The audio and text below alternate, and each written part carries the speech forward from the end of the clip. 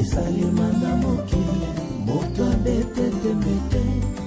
auta na likolo mokili abotami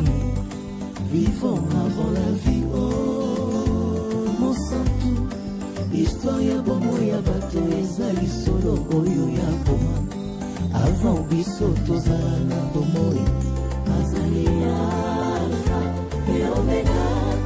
ebandeli mpe suka eza nango histoire ya frere abotama mpe na mama tata na ye nzambe mokonzi liloba lati nzoto parcours ya nzambe kati na bato aninga koleka moi pole na nzambe ata soki azangi bwato ma elobi mokonzi yaka koleka nakoma libanga mpo na yo azali alfa mpe omega ebandeli mpe suka eza nango histoire ya frere apamela nde bokono babeli bamona lobiko sans traitement mokonzi ya bakonzi akomaka esika liboso akende yakobomba mezali te liboso na ye o ayokaka yango elobama amonaka makambo maso makoya liboso ekoma realite azali alfa mpe omega ebandeli mpe suka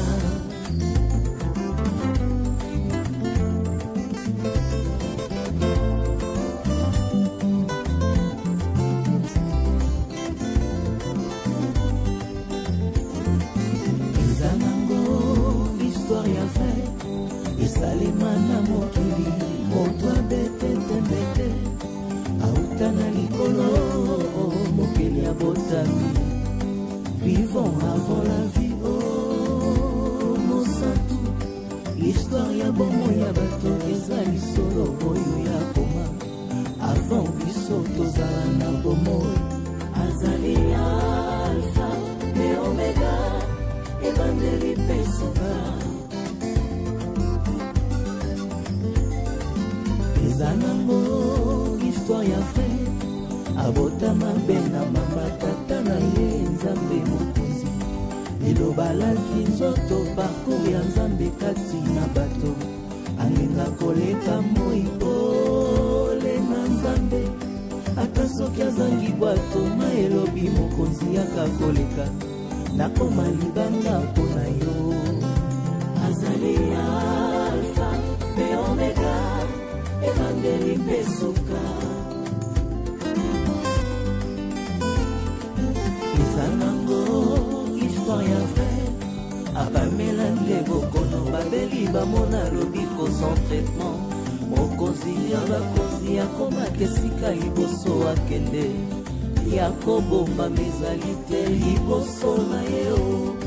ayokaka yango elobama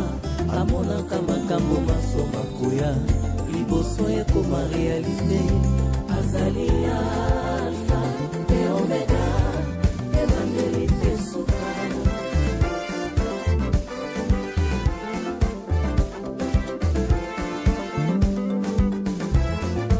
yesu azali nzela nze moko ekomemaka kuna na mbonga tata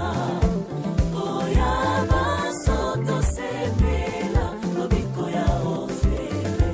oyo toswi na yesu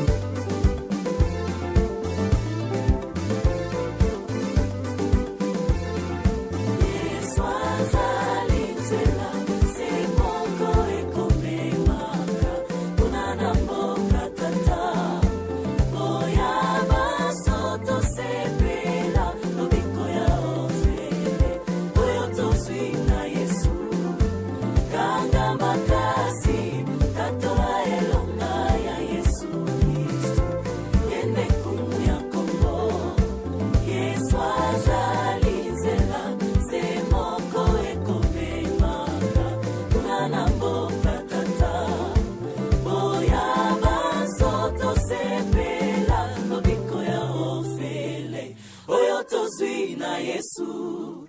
ganga makasi tatola elonga ya Yesu Kristu yende kumu ya Kongo.